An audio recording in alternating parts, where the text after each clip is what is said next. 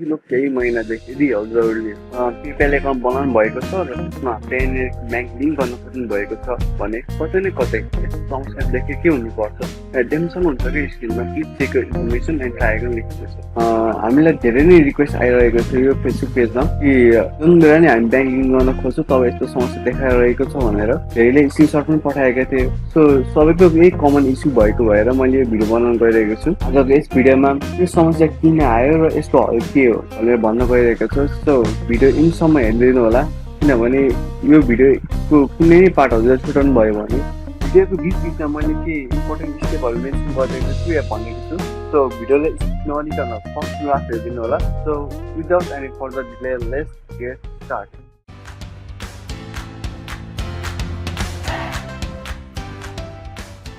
Hello guys, स्वागत छ यहाँ सबैलाई हाम्रो च्यानल नेपटेकमा। एउटा एकदम इम्पोर्टेन्ट कुरा छ यो भिडियोलाई स्टार्ट गर्नुभन्दा अगाडि हजुरले के ख्याल राख्नुहोस् भन्दा यदि हजुरको पेयोनियरको ब्याङ्क पेपालमा कनेक्ट भएको छैन भने हजुर पेपालमा पैसा रिसिभै नगर्नु।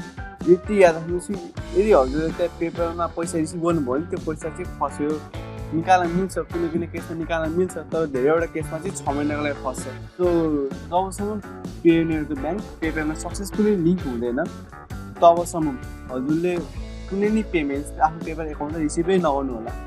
यो कुरा चाहिँ ख्याल राख्नु चाहिँ यो जुन समस्या हजुरहरूलाई आइरहेको छ पेयोनियरको ब्याङ्क पेपाललाई लिङ्क गर्दाखेरि त्यो समस्या आउनुका दुई कारणहरू छन्। तर ती कारण भन्नुभन्दा अगाडि म हजुरलाई के भन्छु भन्दा यदि हजुरले सबै स्टेप केयरफुली फलो गर्नु भएको छ र यो समस्या आएको छ भने एकचोटि हजुरहरू पेपालको इमेलहरू चेक गर्नु पछिल्लो 1 महिनाको। यदि त्यहाँ पोलिसी चेन्ज भएको मेल आएको छ भने हजुर ठान्नुहोस् कि यो 1 महिना लाग्छ इस्यु सल्भ हुन, अनि रेगुलर पहिला जस्तो थियो त्यस्तै हुन्छ भन्ने ठान्नुहोस्। त्यही नि हजुरले हतार छ र 1 महिना किन कुरिरहनु भन्ने छ भने चाहिँ यो भिडियोलाई कन्टिन्यू गर्दा हुन्छ। सुरुमा त यदि हजुरहरूले पेयोनियरमा आफ्नो डकुमेन्ट सबमिट गर्नुभएको छैन भने यहाँ एकचोटि सेटिङमा जानुहोस्, भेरिफिकेसन सेन्टरको अन्डर हेर्नुहोस् त्यहाँ डकुमेन्ट सबमिट गर्नुभएको छ कि छैन भनेर। यदि सबमिट गर्नुभएको छ भने यहाँ इस्युमा देख्नुभएको जस्तै यो डकुमेन्ट बुझा भनेर हुन्छ यहाँ रिक्वेस्टको ठाउँमा। यदि बुझाइसक्नु भएको छ र त्यो डकुमेन्ट एप्रुभ भएको छ कि छैन चेक गर्नलाई चाहिँ यहाँ हिस्ट्री देख्न सक्नुहुन्छ। त्यो सेक्सनमा सेयर गरेर एकचोटि हेर्नुहोस्। यदि सबमिटेड लेखेको छ भने हजुरको त्यो डकुमेन्ट एप्रुभ लेख्नु बेलासम्म खुल्नु पर्ने हुन्छ। हजुरले धेरै मान्छे यस्तो पनि भेटाउनुहुन्छ जसको त्यहाँ भेरिफिकेसन सेटिङको अन्डर हिस्ट्रीको अन्डर यसो हेर्ने हो भने डकुमेन्ट सबमिट गरेको छ र सबमिटेड लेखेको छ, एप्रुभ लेखेको छैन। हो त्यो केसमा पनि सबमिटेड लेखेको केसमा पनि कोही कनेक्ट भएको छ पेपाल र पेयोनियरको ब्याङ्क। अब त्यही नि कोही भइरहेको छैन भने 1 हप्ता कुर्नुहोस्। 1 हप्ता पछि नि सबमिटेड देखाएको छ भने हजुरको त्यो पेयोनियरको इस्यु होइन पेपालको इस्यु हो। अब पेपालको इस्यु भएपछि म यो भिडियोमा चाहिँ हजुरले त्यो पेपालको इस्यु कसरी सल्भ गर्ने भनेर देखाउनु गइरहेको हो। यदि हजुरले पेयोनियरमा आफ्नो डकुमेन्ट सबमिट गर्नु भएको छैन भने या सबमिट गर्नु भइसक्यो र यो क्वेसननियरमा अड्किनु भएको छ भने म हजुरलाई यो क्वेसननियर चाहिँ कसरी फिलअप गर्ने भनेर सिकाउनु गइरहेको छु। किनभने यो क्वेसननियर सोध्ने तरिका पहिलाको भन्दा अहिले अलिकति फरक छ। पहिला क्वेसननियरमा के सोधिन्थ्यो भन्दा हजुरको वेबसाइट युआरएल र त्यो वेबसाइटमा हजुरको के रोल छ हो त्यो सोधिन्थ्यो, अनि यहाँ के सेयर गर्नुहुन्छ आफ्नो सर्भिसहरू भनेर त्यस्तो केही सामान्य क्वेसन सोधिन्थ्यो। अहिले हल्का फरक छ किनभने क्वेसननियर यहाँ देख्न सक्नुहुन्छ कि दुईवटा छ। एउटा प्रोभाइड बिजनेस डिटेल भनेको छ, यो त सिम्पल हो पहिलाको जस्तै हो लगभग। तर दोस्रोमा चाहिँ के भनेको छ भन्दा लाइन अफ बिजनेस भेरिफिकेसन भनेको छ। हो यसमा हजुरले आफ्नो साइट भेरिफाई गर्नुपर्ने हुन्छ। त्यो यहाँ कोड दिने अनि आफ्नो साइटमा गएर पेस्ट गर्ने त्यस्तो खालको भेरिफिकेसन होइन। यो सिम्पलै छ सन्चै, तर धेरैजना यसमा नै अड्केको म देखिरहेको छु। त्यसले म यो फिलअप चाहिँ कसरी गर्ने भनेर सिकाउनु गइरहेको छु। जब हजुरले लाइन अफ भेरिफिकेसनमा क्लिक गर्नुहुन्छ तब हजुरले यस्तो पेज खोलेको देख्न सक्नुहुन्छ जसमा चाहिँ युआरएल भेरिफिकेसनको लागि युआरएल मागेको हुन्छ। त्यो युआरएल भनेको साइटको लिङ्क हो, अरू केही त्यस्तो कुरा छैन यसमा। सुरुमा के भनेको छ भन्दा यहाँ प्रोभाइड योर वेबसाइट युआरएल भनेको छ, यो भन्ने साइटको लिङ्क। अनि if a site is not like भने तेस्रो सेन्टेन्स के छ भन्दा alternatively you may provide a link to a business social media page भनेको छ। यो भन्नाले फेसबुक पेज या युट्युबको लिङ्क च्यानलको। अब यहाँ देख्न सक्नुहुन्छ please confirm your connection to the above website भनेको छ। जब हजुर च्यानल या फेसबुक पेज लिङ्क दिनुहुन्छ तपाईँ सधैँ अदरमा क्लिक गरेर I provide feedback to this Facebook page या साइट या सोसियल मिडिया लिङ्क भनेर लेख्नु होला। अनि do you have additional website यहाँ छ भने छ, छैन भने छैन। यहाँ अप्सनमा देख्न सक्नुहुन्छ यहाँ अप्सन छ, यहाँ त्यसमा क्लिक गरेर यसलाई कन्टिन्यू गर्दा हुन्छ। त्यो यदि सबै फिलअप गरिसकेपछि सबमिटमा क्लिक गर्नुहोस् अनि हजुरलाई अनि नेक्स्ट पेजमा लान्छ जहाँ चाहिँ सबै डकुमेन्ट सबमिट गरिसक्यो भन्ने छ। यति हो यो पेयोनियरको डकुमेन्ट फिलअप गर्ने तरिका यति नै हो। यदि सबै स्टेप फलो गरिसकेपछि 24 घण्टापछि एकचोटि फेरि पेपालमा लिङ्क गर्न खोज्नु आफ्नो ब्याङ्क भएन भने हजुरले के गर्न सक्नुहुन्छ भन्दा यो अब मैले देखाउन खोजिरहेको प्रत्येक स्टेप हजुरले फलो गरेर आफ्नो प्रब्लमको हल पाउन सक्नुहुन्छ। सो अब लागौँ न त मेन प्रब्लम सल्भ गर्ने त। यो प्रब्लमको सोल्युसन भनेकै नयाँ पेपाल एकाउन्ट बनाउनु हो। सो नयाँ युएसए पेपाल होइन है, यो चाहिँ छुट्टै तरिकाको पेपाल एकाउन्ट हो जसमा चाहिँ हजुरले कुनै नि पेमेन्ट रिसिभ गर्नुभयो भने as a PayPal balance store गर्न सक्नुहुन्छ र त्यसलाई युज पनि गर्न सक्नुहुन्छ। यो पेपाल ब्यालेन्स भनेको चाहिँ हजुरले पेपालमा कुनै नि एमाउन्ट रिसिभ गर्नुभयो भने पेमेन्ट ट्रान्सफर नगरिकन युज गर्न मिल्ने खालको एमाउन्ट हो। यो ब्याङ्कसम्म ट्रान्सफर गर्न मिल्छ र अनलाइन युज गर्दा हजुरलाई सबभन्दा बढी फाइदा हुनेछ। यो हेर्दैन सक्नुहुन्छ कि यो ठाउँमा आइसकेपछि यहाँ paypal.com/NP लेखेको छ हो। यो एनपी लेखेको छ, यो एनपीलाई हटाएर हामीले एमआई लेख्नुपर्ने हुन्छ। यो एमआई भनेको चाहिँ मलेसियाको कोड हो, यो लेख्नुपर्ने हुन्छ। यति लेखिसकेपछि हामीले यहाँ मलेसियाको पेज खोल्नुहुन्छ। यसको लिङ्क चाहिँ म हजुरलाई डिरेक्टली डिस्क्रिप्सन बक्समा पनि दिनेछु, हजुर त्यहाँ क्लिक गरेर ओपन गर्न सक्नुहुन्छ। अनि हजुर यो अगाडिदेखि सबै स्टेप फलो गर्नु पर्दैन जस। अनि यो देख्न सक्नुहुन्छ कि मलेसियाको होम पेज खोलियो। होम पेज खोलिसकेपछि साइन अप बटनमा क्लिक गरेँ।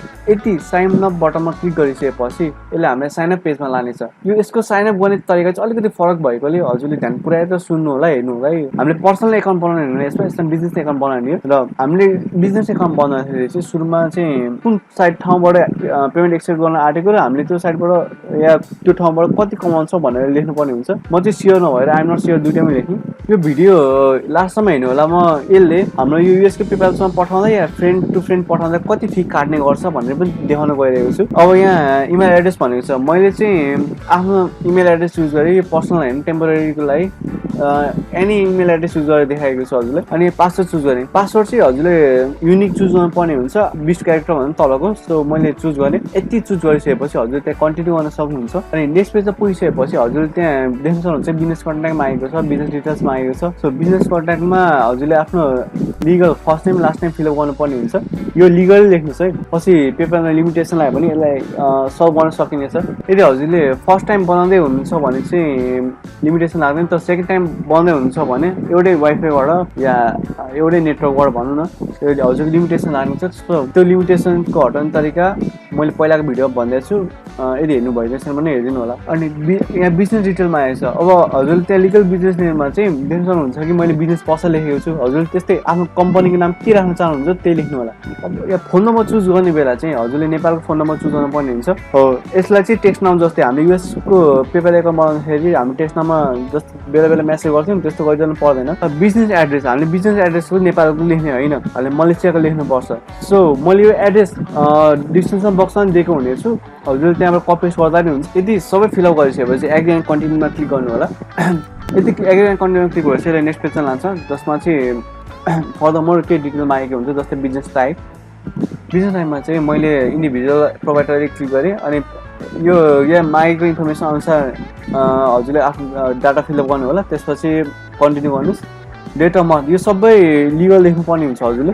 यो नेक्स्ट पेजमा पुगिसकेपछि यहाँ डेट अफ बर्थ अनि आइडेन्टिटी भेरिफिकेसनको लागि पासपोर्ट, नेसनल आइडी कार्ड या ड्राइभिङ लाइसेन्स अनि त्यसको नम्बर मागेको छ हो। हजुरसँग यदि पासपोर्ट छैन भने ड्राइभिङ लाइसेन्स या नेसनल आइडीको त्यो पछाडि इङ्ग्लिसमा लेखेको नम्बर लेखिदिनु होला, बिना माइनसको है। हजुर हामीले के गर्छौँ भन्दा माइनस पनि सँगै लेख्छौँ त्यहाँ, किनकि हाम्रो नेसनल आइडी पछि माइनस हुने गर्छ। बिना माइनसमा लेख्नु होला अनि कन्टिन्यूमा क्लिक गर्नु होला। यति क्लिक गरिसकेपछि यसले फेरि हामीले नेक्स्ट पेजमा लानेछ, त्यो जुन चाहिँ अब लगभग फाइनल स्टेप भनौँ न, फाइनल स्टेप हो। सबै कुरा गरिसकेपछि नि हामीले एउटा मेन कुरा यहाँ के गर्नुपर्ने हुन्छ भन्दा त्यहाँ देख्न सक्नुहुन्छ फोन नम्बर मैले वर्क भनेर लेखेको छु हो। यसले हामीले प्राइमरी नम्बर बनाउनु पर्ने हुन्छ आफ्नो। यति गरिसकेपछि हजुरलाई यो आइडेन्टिटी भेरिफिकेसनलाई हतपत्त माग्दैन। यदि हजुरले ठुलै एमाउन्ट चुज गर्नुभएको छ भने चाहिँ माग्छ, नत्र सानो एमाउन्टको लागि चाहिँ माग्दैन। अनि ब्यालेन्स गरिसकेपछि देख्न सक्नुहुन्छ कि दुईवटा करेन्सी छ, US डलर र मलेसियन रिङ्गिट। मलेसियन रिङ्गिटलाई चाहिँ हामीले क्यान्सल गर्नु होला, किनभने डबल फी काट्छ भनौँ न। दुईवटा करेन्सीमा सेभ भयो भने डबल फी काट्छ पठाउनु न। अनि यति गरिसकेपछि फेरि समरीमा आउने। समरीमा आइसकेपछि यहाँ देख्न सक्नुहुन्छ हामीसँग एउटा मात्रै करेन्सी छ। अब हामीले सिधै US डलरमा ट्रान्जेक्सनहरू गर्न सक्छौँ। अब बाँकी यो सबै साइडमा भएको चिजलाई चाहिँ इग्नोर गरेर हामीले तल्लोपट्टि देख्न सक्नुहुन्छ कन्फर्म इमेल एड्रेस भनेको छ हो, त्यो चाहिँ गर्नै पर्ने हुन्छ। माथि दुईवटा नगरे नि त्यो चाहिँ गर्नै पर्ने हुन्छ। सो यो कन्फर्म इमेल एड्रेसमा क्लिक गर्नुहोस् अनि आफ्नो इमेल लगाएर कन्फर्म गर्नुहोस्। यति सबै गरिसकेपछि अब हाम्रो लास्ट स्टेप भनेको आफ्नो फोन नम्बरलाई प्राइमेरी फोन नम्बरमा लाने मात्रै हो। यो गर्नुको कारण यसले पेपालले लगइन गर्दा बेला बेला phone number verification identity verification माग्न सक्छ। यदि हामीले त्यो नम्बरलाई प्राइमेरी नम्बर सेट गर्ने हो भने हामीले त्यो आइडेन्टिटी भेरिफिकेसन गरिरहनु पर्दैन। लार्ज एमाउन्ट ट्रान्सफर गर्नु छ भने चाहिँ पक्कै गर्नै पर्यो, लाइक $25,000 जुन हजुरले यहाँ सेटिङमा गएर आफ्नो एकाउन्ट लिमिटेसनभित्र देख्न सक्नुहुन्छ। तर स्मल एमाउन्टको लागि माग्दैन, बिलो $25,000। सो अब लागौँ न त प्राइमेरी बनाउनुतर्फ।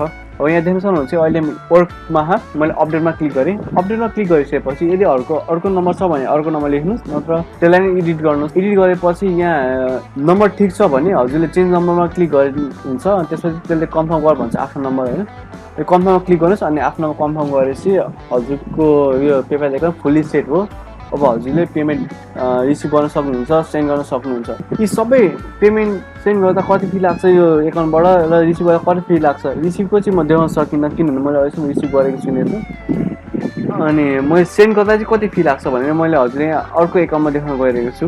यहाँ हजुरले यो एकाउन्टबाट सेन्ड गर्दाखेरि चाहिँ यहाँ कति फी काटेर देखाउँदैन। जब हजुरको कोही ग्राहकहरूले रिसिभ गर्छ त्यो एकाउन्टमा चाहिँ कति रिसिभ भयो भनेर देखाउँछ र कति फी काट्यो भने त्यो एकाउन्टमा देखाउँछ। यसमा चाहिँ देखाउँदैन है, किनकि हामी जति सेन्ड गरेँ त्यति जाने, उता गएपछि बल्ल काट्ने हो। यहाँ यसमा देख्न सक्नुहुन्छ कि मैले यहाँ थुप्रै ट्रान्जेक्सन गरेको छु, जसमध्ये एक चाहिँ $12.5 रहेको छ।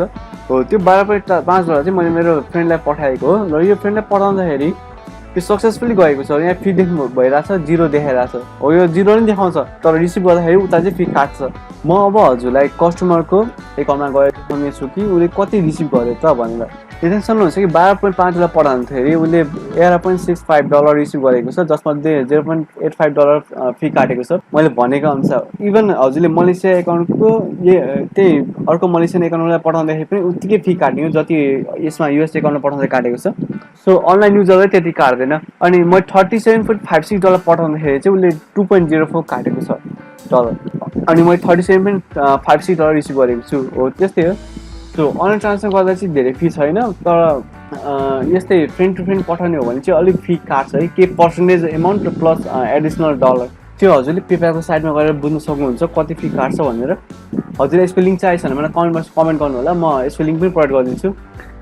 सो यत्रो लामो भिडियो हेरिसकेपछि हजुरलाई पक्कै पनि लागिरहेको होला कि अब हामीले यो पेपालले पैसा लगाएपछि कसरी नेपालको ब्याङ्कसम्म विथड्र गर्ने भन्ने कुरा। पहिला मैले के भनेको थिएँ भने युएसको पेपाल गर्ने बेला हामीले पेनेरको ब्याङ्क लिङ्क गर्नुपर्छ त्यो पेपालमा भएको पैसा नेपालसम्म ल्याउनको लागि। तर यसको केस पनि सिमिलरै हो। हामीले के गर्नुपर्छ भन्दा पहिला यो मलेसियाको पेपाल एकाउन्टमा भएको एमाउन्ट हामीले युएसको पेपाल एकाउन्टमा पठाएर अनि पेनेरमा पठाएर बल्ल ब्याङ्कमा ल्याउनुपर्छ। तर जबसम्म हजुरको त्यो युएसएको पेपाल नर्मल स्टेटमा आउँदैन तबसम्म हजुरसँग भएको एमाउन्ट यसमा जम्मा गरिराख्नु होला। अनि युज गर्न मलाई युज गर्नुहोस्, नत्र यदि इमर्जेन्सी छ भने चाहिँ मलाई फेसबुक पेजमा कन्ट्याक्ट गर्दा हुन्छ, लिङ्क डिस्क्रिप्सन बक्समा छ। यसको डिरेक्ट तरिका ब्याङ्कसम्म विथड्र गर्ने नभएकोले मैले चाहिँ हजुरलाई यो अल्टरनेटिभ तरिका दिएको पैसा लोकल ब्याङ्कसम्म लानको लागि। सो भिडियो यति नै हो। आशा गर्छु कि हजुरको प्रब्लम सल्भ भयो। यदि हजुरले कुनै ठाउँ बुझ्नु भएन या के हजुरको जिज्ञासा छ भने मलाई फेसबुक पेजमा इनबक्स गर्दा हुन्छ या कमेन्ट बक्समा कमेन्ट गर्दा नि हो। भिडियो मन परेमा लाइक चाहिँ गरिदिनु है, यो भिडियो बनाउन अलिक समय लागेको छ।